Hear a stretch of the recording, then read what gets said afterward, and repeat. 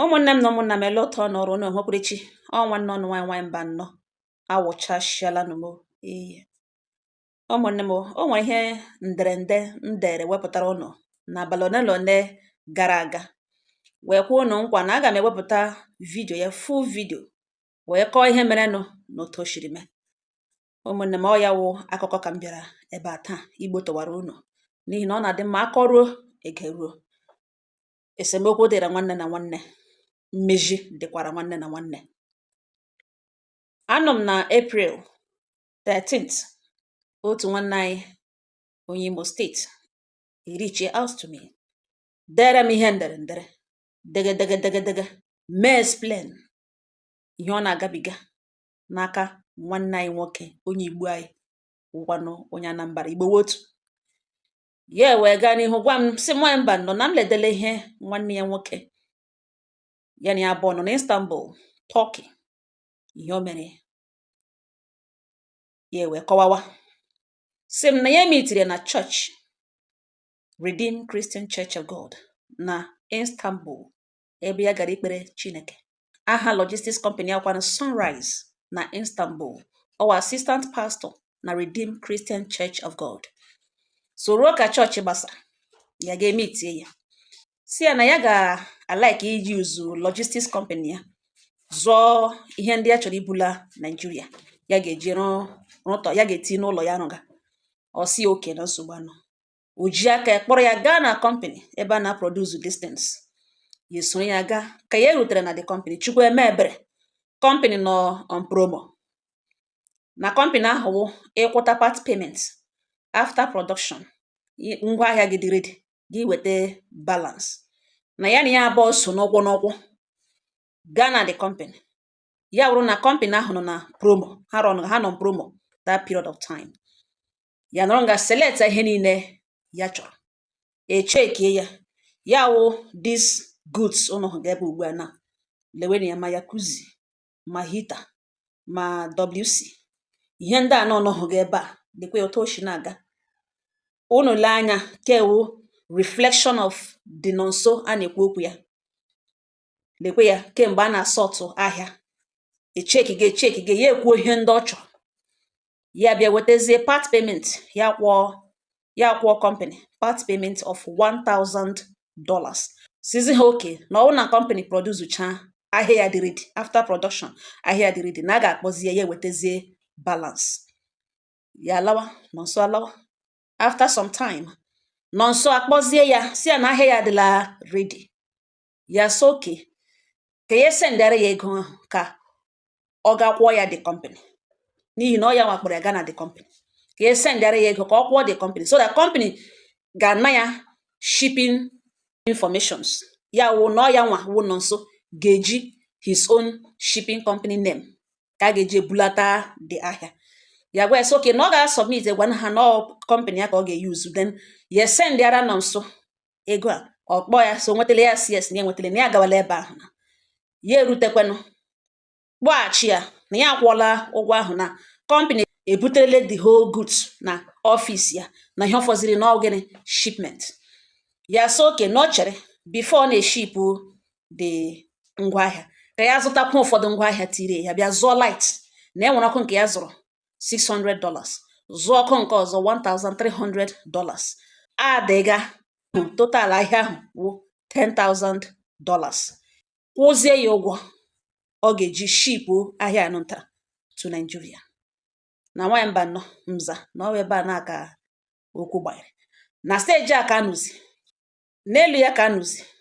By then o nyere ya receipt ya ejiri sendịara ya company ego kwụọ ụgwọ ahịa ahụ company butere na ọfịs ya. Nọnso enyere ya receipt, sendkwara na ya information that na company edeliverla those goods n'ọfịs ya, na ihe ọ fọziri na shipment. Ụmụnne m, stage ugbu a ka anọzi na 2019 na baiga coronavirus. Ọ gwazie si enwe ndidi after the coronavirus ka proceed. Ya so oke baiga 2020 February, ọ gwa ya na ya push ole dị ya ship ole dị ngwaahịa. Na that time kwa ka nwanne ya nwoke senior brother ekpotara ya Istanbul ga-eshipkwe other things ọ zụrụ ka ha niile nọrọ na the same container. Ya so okay. That 2020 ya na-ele n'anya ka a sị na ngwaahịa eruole. After ọ kpọrọ na that 2020 February na-eshipule ejuele nna kpọkọrọrọ ya anọga nọ 3 months ya anọghị na ahịa erutere Nigeria ọ na ọ ka nọ n'ụzọ. Ya kpọọ ya si ahafa ọ gwawe that na container bụ dị ahịa gawara Zimbabwe na ọ ga-eshizi Zimbabwe gawa to Nigeria. Ya so okay. After some time again ya kpọọ ya ọ sị na container ha ga-eme ya offload na a ga-ejizi another ship from Zimbabwe buru ahịa ahụ gawazie Nigeria. Ya so okay.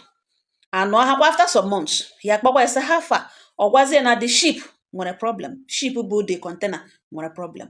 Mgbe nke ejiri suspect na something dị wrong, na ihe gara wrong ka ya chọrọ ịchọpụta. Ya ebido investigation ya, bido proper investigation, mewe investigation ya ọfụma. Bịa chọpụta Chukwuemebere na o yoriri ya ego na ya spend a lot of money were nweta phone number elder brother nọ nso a na-ekwu okwu ya. Ya kpọọ ya nwanne ya nwoke nọ na Nigeria na the man were a decent minded man, ọ naghị support ihe ọjọọ. Ya kpọọ ya si ya biko na ya ji shipping company nwanne ya na ya abụọ nọ na Istanbul were tụlata ahịa na ọsọ ahịa ka ya onwe ya n'okwu na container ahụ na ele information onye ga-gbasara such container. Nwanne ya nwoke agwawe si enwe ihe dịka such container bataga na Nigeria, na enweghị such container, na enweghị ahịa ma ọfọ nke ya enweghị ahịa nabata Nigeria. Iwe wee nwanne ya nwoke ahụ ọ sị o chere ka ya kpọọ nwanne ya nwoke. Ya kpọọ nwanne ya nwoke enweghị ọ gwara ya na ihe otu ochie ya echikwute leta ka ọ bịa gwawe si ya gwale na ya sọt onwe ya mara ihe megenụ, na ya na-agwa ya that na enweghị any container nwanne ya nwoke nọ nso sendga to Nigeria. Na mgbe ọ na-esend container ya na-aga receive, na ya na-enye ya first hand information ya na-aga maka ya na enwebeghị any container dị otu ahụ ya nọrọ na kemgbe 2019 ruo now, na enweghị ofu mkpụrụ container bịaga from his name. Ike agwụ ya nọrọ nga na merekwa investigation ya gaghachi back to the company chọpụtazie that na ego ahụ ya sendere nọ nso na ọkwụghị ya company, onye ahụ company ego ahụ. In fact ahịa ahụ o burughị ya, mana onye na receipt that na yes na ya nwanyere $9,000, ya nwanyere company $1,000, ya nwa receive the balance. Mana ihe n'oge ahụ ga-eburuzie na the company wo ngwaahịa n'ihi gịnị onye ehe ego ahụ. Then ọkụkwana ya zụrụ ndị ka ya zụrụ ikpeazụ a ga-ebulatara ya na ihe ndị a ya zụrụ, o were ọkụ ndị ahụ rekwe ya were ego wee na-akpa bido post wee na ọ na-anọkwa sometimes mgbe ya na-amatabeghị ihe mere na ọ bịakwa bịa na ya ego, ọ bịakwa bịa borori ego, ọ bịakwa bịa borori ego ndị o nyere ndị na onye otu a ka ya na ya bụ ọchị nụrụ ya amakwanụ na-elekwa n'anya na ngwaahịa ka o rute ka enwe ike rọtọpụ ụlọ ya rụga. Otu a ka ihe a shi na-eme steji aka dozi mpa ya nwụọ. Ya na-agwa ya si ya biko na ya gbarịa na findings ya na-achọpụta na awụ na that balance ego ngwaahịa na ya zụrụ na onyeghị ya company, na ya biko refund ya ego ahụ ọ ya ebi ya ngwaahịa. Mgbe ya zụchiri ihe ndị awụ mgbe company run ga promo ihe ndị adịla more expensive now, na ya ga-azụọrọ ya ahịa na ya abụọ mere agiri na ya nyere company $1,000, nye agba ya balance of $9,000, onye kwene ya receipt paid but not delivered. Na ya biko biye ngwaahịa ya kwụrụ ụgwọ ya na nwamba nnọọ mgbe ọ bịara hụ na ya amatala ya chọpụtala enwezie anyway around dribbling, ọ bịarịọwazie ya si ya nwee ndidi na ya ga-azụ dị ahịa na ya ga-akwụ dị ụgwọ. O were story ka abịa taa, o were story ka abịa echi, o were story ka abịa taa, o were story ka abịa echi, emechaa ọkpọzie ndị ga-abịa ịrịọ ya na since 2020 o bido ịgba ọta ọchọkwa n'ofu onye kpọọ emewe conference ọ bịarịọwa na si nye 2 months si nye 3 months na enyegidere this man 2 months nyegide 3 months and ọ na-arụkwa n'ọrụ o megakwanụ nke ọ na-eme sikwa n'oke ka ya wụrụ na ọ na balance ya pay kwụwa na ụgwọ ahụ instrumentally no way, bikwe ya here no way. O rụziri nke o mere ya bịa ghọtazie ọfụma na ọ kpacha anya chiri ego obi ya wụ na ya gbagide ya ụgwọ ahụ ike gwụ ya ya ghara na since ahụ ruo nga na ugbu a na ejuele nna kpọkọrọrọ m na mbiko were akụkọ nọ gbotoro ya ụmụnne gbotoro ya mba ụwa na ihe ya ga-eme na ya ga-ele anya n'azụ eme ya na this man mere ya echefule na somebody mana o riri ego bịakwa na-ebikwa ya ego n'elu ya nọkwa n'elu ya o nwere nke ọ na-eme sikwa na oke ka ya si ebe ahụ kwụtawa ya ụgwọ nwe ni attempt o mege iji kwụọ ya ụgwọ ya ihe o megiziri na-agbagharị achọzi ihe ọ ga-eme ka osete up na-achọzi ihe ọ ga-eme ka o bula ya ụtọ na-eshi ebularawa ndị ọzọ n'ihi na ya wụ nwata nwoke nwanne anyị nwoke a na-akpọ na nso enwekwala onye ya na ya abụọ mere ihe ka vidiyo post ya na peji ya bushikwa receipt ote the young man forward vidiyo receipt and ote ya na this our brother shiri mee business onye ka onye Delta otu a ka o shi gbere ihe niile gbotowara vidiyo mụ na manụ vidiyo ma nọ na-akụ nke nọ na chere ka m bịa ya palie ya bupụtakwa ya they are now on it encounter this our brother nwekwara wit onye Delta ọ pịachara onye ka ahụ atakpo set ya up ebulata ya na Nigeria ego ahụ onye ka ahụ kwụbekwa eke na according to this our brother instead ọ ga-eme ekewe move ịkwụ ya ụgwọ ya ọ na-agbagharị thinking that ye shazu ụlọ bata Istanbul na-achọ ọtọ ga-eshi bula ya ụtọ na-eshi ebularawa ndị ọzọ mana by the special grace of God ya eji akwụkwọ ya eji papers ya and ya mege legit business na ya na ọfụma na ya hụchara every move niile o mege ọ wọkọrọ ya now ụkwa na ya ụgwọ ya mba ihe ọ nọwa every time ya kpọ ya si enye 3 months every time ya kpọ ya si enye 4 months every time ya kpọ ya si before ya mara oshi ebe obi gbalaga enwezi ebe obi na Istanbul na ya magi taa ka ọ na-amịarị n'ihi na ọ na-asụ Turkish language ọ ma the hotel ọ ma bad boys ọ ma good boys so na m were ihe na ugbo towara ya ụlọ ya bịa hụ ya na ya abụọ ido connection na Istanbul na ya ga-aga traditional ka ọ hapụ ịwụ na enwe ihe mewere nọ ndị ụmụnna ya elewe anya ebe ọzọ ka ha hụkwa na ihe o metere ka ọ na-arịa na ya agaghị agha na ya agaghị ekwe na ọ wụrụ ego ya butere na drọg mmanya echefuole ya wụrụ ego ya zutere n'ohi mmanya echefuole na ihe awa ego ya tara ahụhụ rụta and e nwere ọda logistics companies maka ndị China nwere dị enwe nke ya yuzuru na nke ya yuzuru na nke nwanne ya ọ bịa mee ya echeta ebewe asị m biko nwaanyị mba nnọọ mza na m were akụkọ n'ugbo towara ya ụmụnne na lekwe pikchọ nwoke ya na-ekwu okwu ya lekwe fon nọmba ya lekwekwanụ ihe ọ na-arụ na Istanbul ihe eji mara ya ewere ma pikchọ nwoke na pikchọ ya wụkwanụ nwanne ya nwoke wụ nọ nso the whole pictures send ya fon nọmba ya na ọ bụrụ na m post wee na post o pikchọ ka ụwa mara onye a na-ekwu ụmụnne m okwu ekwulekwucha m si na m anụ na m ihe ikwuru ihe mere n'ụwụ okwu dị mma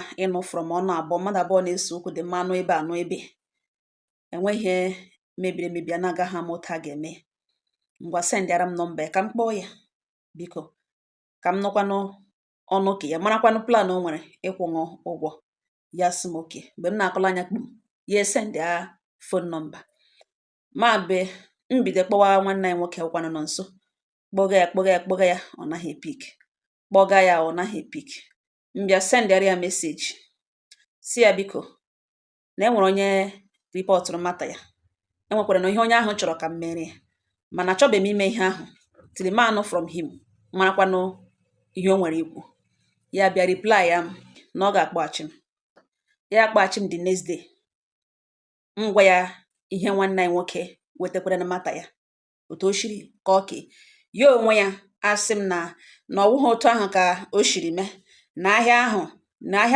nwere otu ahịa ahụ nwere problem na ahịa ahụ kwue kọwaa onye m ihe bara uru m jụọ na ahịa nwere problem na the ship sinkị ka ọ gịnị ya sị m no na o nwere obere problem na ya gwala ya na ya ga-abalansị ya ego ya mana ọ wụrụ mmadụ na ego anaghị anọ si ya nwanne m nwoke ya sị hapụ ịgba olu n'ihi na o sendarala m evidence ihe gịnị ya abụọ mere n'otu onu shiri mee anọ m ebe a for peace mụnwa Igbo ka m na-asụ ya nwa were okwu bịa Igbo onye Igbo anyị gị na onwe ṅụ onye Igbo anyị Igbo otu ọ dị mma ihe memere eji akpọ ya nwa mma ihe m chọrọ ịmawo iji ụgwọ gịnị abụọ inwere ego ị nidiri balansị ya ọsọ total ego ya nọ na ka $10,000 ọ gụchala otu isi jide ya ụgwọ ihe ahụ o kwuru ọwa otu o shiri mee ya sị m na ya gwago ya na enye ya time ka ya kwụọ ya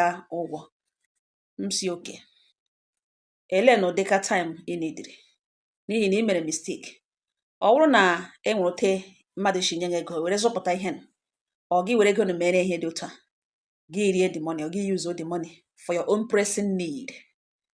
But then, ị kwesịrị inwe plan on how to refund the money, on how to pay back, or on how to buy those goods. Kemgbe 2019 rute nga n'ugbu a, ọ bụrụ na ị na-ewepụta every month gị wepụta obere ego godo $200, $300, mara na e nwere onye iji ụgwọ ego gbara ọkpụrụ.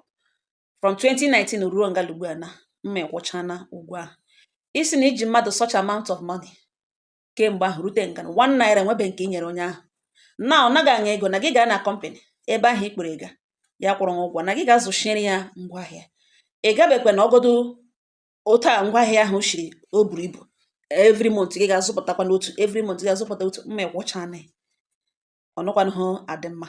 Ya sị m biko na ya mere understand. M si ngwa ihe mere n'ụwa. Olee plan, olee ihe ị chọrọ?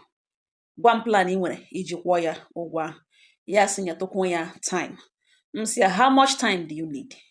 Ya sị m na ya neediri asị nye ya at least 1 month. M si ya check onwe ya ọfụma. 1 month. He na-eme hụ since 2019. Ị ga-eji 1 month eme ya. Achọm ka o stress anya, achọm ka o buo aka. How much time do you need? Ya sị m okay. Si nye 3 months ka ya kpakọ onwe ya ọnụ. M sị 3 months ọ dịrị enough? Yes, yes. Na within 3 months na ya ga-akwụ ụgwọ ahụ. M sị elee otu ị ga-esi akwụ ya? Ị ga-enye ya cash ka ị ga-azụchiere ya ahịa ya? Ya sị na ọ chọọ cash na ya ga-enye ya cash. Na ọ chọkwana ka ya zụchiere ya na ya ga-azụchi ya. M wee gwa ya sị ihe mere n'ụwa. You will go for cash. Gị gaa ka ị zụwa ahịa ahụ. Ahịa ahụ nwere ike ọsọ ihe awa ahịa ọ zụrụ na mgbe ahịa company mege promo. Gị gaa now, price eji zụ ya 2019 nwere ike ọ gaghị awụ price ị ga-azụ ya now. Ihe ị ga-emewo, a ga-enwe conference call. Erute na that conference call, m ga-arịọ on your behalf. Wuo na ị ga-balance ya ego ahụ. Ọ wụrụzie ha ụtọ within that 3 months, iji chigodo ike weta $7,000, aga m arịọ ya si ya naragodo. Mana ị ga-eti uju dị very very serious na ihe a na-eme. Abịakwa m ebe a, that young man na-waste ya oge too much. Nga ọ gbago ụgwọ ahụ, abịakwa m iso ya bịa waste ego oge.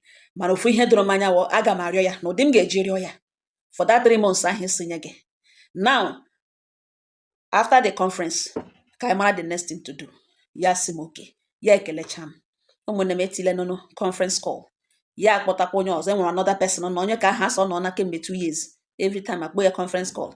Ọrụ ya wụ nọ nso na-arịọ onye nke a na-aya ọka na-enwebe ebe ha mere arrive at.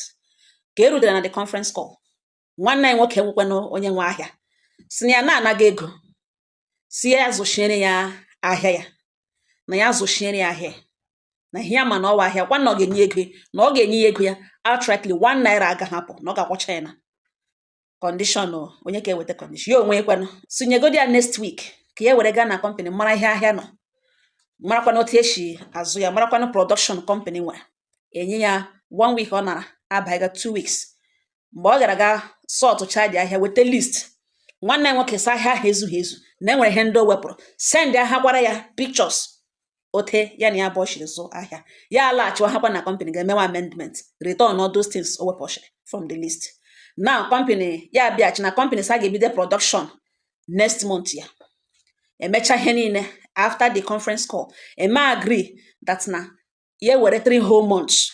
Ebe company ga-eme bibido production next month. Ka ya gaga ego so company dị ready. Mgbe ya na-akwụcha n'ụgwọ achọla akwụla company ụgwọ 3 months na ọ dịrị enough. Ọ ihe mere agree na that conference call. Onye ọbụla lawa. Even though na nwanne nwoke bịara bịa sịkwa 3 months chamsi na m ime ihe bidoro kemgbe 2019. 3 months a ga-egbu m. Ya so okay. Ụmụnne m emechana conference call ka ha aga. Ọ ya ka nnọtọkwa mkpọ ya sị ime ka igekwe nkwere progress otu ọbụla o shiri dị. Ya sị m yes, na emecha ka ọ gwa m ihe ọ na-agata. Ọ gaghị agwakwa m ihe ọ na-agata. Ọ gaghị egwakwa m, enweghị any move, enweghị nothing, enweghị information m na-enwetakwa from him. Mmechakwa m akpọ ya sị hafa ama m na ihe gaga n'otu eshi ya godo na ozughị ezu. Ole ọbụla ịkwụrụ ụgwọ ya dị. Ịbịa sị na lekwe nga ịgbarakwụta ụgwọ, I will still beg him on your behalf. Enyekwa more time. Yes, okay. Emechakwa the same person ọ na-akpọ na join na that conference call. Yeah, engage 3 of us apart from this particular nwanne anyị nwoke na Ugbonu eji ụgwọ, ọ onye na-anọghị na that conference call. Anyị atọ bịara bịa ha udo. Mgbe aka m ji banwere si alekwa anya ese anakwa m agbakwa egwu kpoju kpoju, ị ga-eji ike tigo uju. Onye nke ahụ ebido banwere ese ọkwa mana o ji ya ụgwọ, ọkwa mana o ji ụgwọ, just that ya wụhụ ya na-enye nsogbu, ya na-ewere ihe niile nyefe Chineke n'aka. Na this young man o ji jide ya ụgwọ, na ọ dị otu o si eji ụgwọ, na ọ dị very very bad, otu o si akụchi ego ndị mmadụ. Na onye nke a dịdị ready ịhapụ ego a, na ọ na ndị ọzọ hapụrụ ya, na nke a ga-ahapụ na ego buru ibu, na ya chọọ wee otu a nwaanyị abatara n'okwu a na and I like otu esi handle this matter. 3 months dị enough, na ngọhie ọbụla ọ ga-eme ya eme ka ahụ na-abara ya, mụ onwe m na-arịọkwa ya si ya biko jisie ike. Ya sị oke, nsogbu anọ, ụmụnne m emechaa ka ha aga. Ọ ya ka m na-akpọzi ya, m nọtọ m akpọ ya ka m mara movement ome, ka m mara plan ya ma gagakwa ote utu shiri kwu. Eme ya sị na ọ ga-akpọ m ka ọ gwa m otu eshikwute. Ụmụnne m anọzi m 1 month aga, 2 months aga, ihe a wee ije anyị bidoro kemgbe April 13th rute late last month. Ya wụ mgbe Very Dark Man posturu vidio ya. Ahụkwala m the video, ọ ma na m ahụ na the video, na akpọrọ m ya sị ka m mara ebe anyị nọ. Ya sị m na ọ ga-akpaghachi m na kemgbe abalị na ọ mmiri ka ya na-aṅụ, na nwanne ya na ngwa anwụ. M sọ gịnị, enweghị o kwere agwa m ya gbanyụọ phone. After 1 week, 2 weeks, 3 weeks, ihe awụ 3 months ahụ e nyere ya agaalawo. Mkpọ ya again ka m mara ebe akwa ọ naghị epikzi kọlụ m. M sendịara ya message si ya na is obvious na ịchọghị ịkwụ ụgwọ, enwekwana ha any plan ị nwere ịkwụ ya. Even though na agwara m gị na ọgọdụ na ozughị ezu, nke ọbụla ịgbara kụkọta weta ya forward ka a mara na imenwe na attempt ịkwụ ụgwọ a. Anụzikwa ha from you. That means ihe ọ pụtara wụ aga m epostụrụ nwanne anyị nwoke ihe na ọsọ mpostụrụ, which was his initial reason for contacting me. Nke a m bịara bịa kpọwa gị, mụ na gị enweghị okwu, onye eme enough evidence, mana nke a m sị ka m know from you ọwụ n'ụdị m na-eji eme nke m. Enwe onye a ga-ewegere datin ya otu ahụ she forward tako gị na-alụ, gị ga-alụchi onye sendịrị your information to such blogger. Now ebe ị na-achọghị reply m, ị chọghị ịkpọkwana m, ị chọghị ịgwa m sịlekwa ị nwetala $100 ọ ịzụta otu pipe, is obvious na ị chọghị ịkwụ ụgwọ. M send that voice note tii na anọ mkpọkọrọkpọm. Ihe o meziri ga akpọzi another man, ọsọ wụ a lawyer, gaa chụọ ahụkwa back to nwanne anyị nwoke ka ọ gaa rịọ ya on his behalf. Erutelekwa ha agwa lawyer ihe merenụ n'otu o shiri mee. Mgbe lawyer bịara baịtazie na dị okwu, lawyer gwa ya sị ya nwakwala nwa akpọkwa nọmba ya again. Ya agba ihe ọ gara wụ ka ebido he like all fresh case, ka lawyer ahụ bido rịọ nawakwa zụwakwara ya time because o filiri na side time kem agala.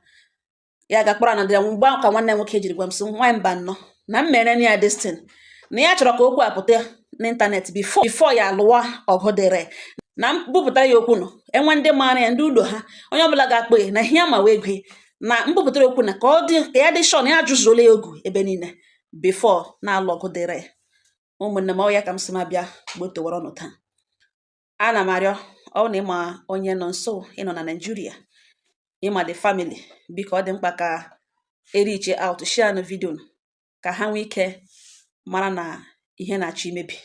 Ọzọ dịka ibe ya wụ ụmụnne anyị ndị nọkwa n'Istanbul, enwe ebe Igbo na-anọ, biko lebaranụ nwanne anyị nwoke nọ anya. The rate o ji emegidege ndị Igbo ma ndị na-awụghị ndị Igbo, ọ dị too much. Mana na ihe unu ga-eme kọọlụ ọnụ ya tụọda, ọ wụrụ iwelatara ya na amara ya gwa na ịma ihe a ga-eme ebe ahụ. The matter agawala n'ụdị na okwesịghị ekwesị. Biko arịrịọ ka m na-arịọ unu busara m vidio, enwekwa ihe unu ga-agwa nwanne anyị nwoke unu agwa ya, n'ihi na o nwere ndidi. Eche m na mmadụ ga-elecha esi na omega gịnị, ihe wụ onye ya na nwanne ya nọ na far land, ala bekee, ya erute ebe ahụ. Ụnụ mana nwantị nwute ndị isi ojii wụ ịbịa hala ebe ahụ, ị gaghala ala bekee hụ onye na-asụ ahụ gasị onye abụ onye Naijiria, ọtọmatikali ọ ghọọla nwanne m. Ma fọzikwa onye na ya na-asụ otu olu. O nwere other logistics companies ọ na-eyuzi, ya sị ka ọ gaa yuzuo nwanne ya. O kwesịrị na ka o bewe akwa ahụ berute ya ugbu a kemgbe 2019. Ọgọdụ na ọ na-eweta everyday, every month ewepụta $100. Ọgọdụ ma ọkwụcha nga ọ gbara akwụcha mara na ọ kwọta gị ụgwọ akwa gị. O nwedịghị any attempt omeke, o nweghị anything omeke. Ihe o mesịrị shizi na azụ na planzi ịga set ya the young man up ka enwe ike bulata Nigeria, n'ihi na enwere onye nke bulatara. Ụmụnne m ọ dịla nụ mma, ụdịrị ihe ọ dị na mma. Ọ gịnị wa akwa a enwe onye Igbo bewere nọ lee ya ọwụ onye Igbo ibe ya tiri ya ọrụ nụ mma. Biko ndị Igbo anyị, ụmụnne anyị ndị Igbo n'ebe ahụ, dize nọ nso Okafọ, o mebigara anyị aha anyị, o mebiga aha ndị Igbo. Mgbe Very Dark Man kọrọ akụkọ gbasara ya na ihe o mere nwa Delta, unu gaa na comment section, ọ wụghị obere ihe. Unu gaa na comment section, ihe daga ebe a ndị Igbo people. Ọwa aha ndị Igbo ka a na-emebi. Ụmụnne anyị ndị nọ n'Istanbul, lebara nọ nso Okafọ anya. Ọ bụrụ na enwe ihe ọ na-eme, mara na ọkwa nna ihe ọ na-eme mara ya, igwu wayo imegide ụmụnne. Unu chọwe bulatara na anyị nọ na Nigeria. Ọ nọrọ ebele ihe o mega ga-eshi ọ ga-adịcha like this. A ga-ama ihe a ga-eme. Enwe ka unu metega ebe ya lọta ebe ọ ga-emeta ọfụma. Ụmụnne m ya wee wụrụ ya. Ọ ihe ọsọ m bịa gbotowara ọnụ. Unu echefukwele. Aha ya wụ Nonso Okafọ. Ọwụ ya Anambra Steeti. O bi n'Istanbul, Turkey. Assistant pastor na Redeemed Christian Church of God.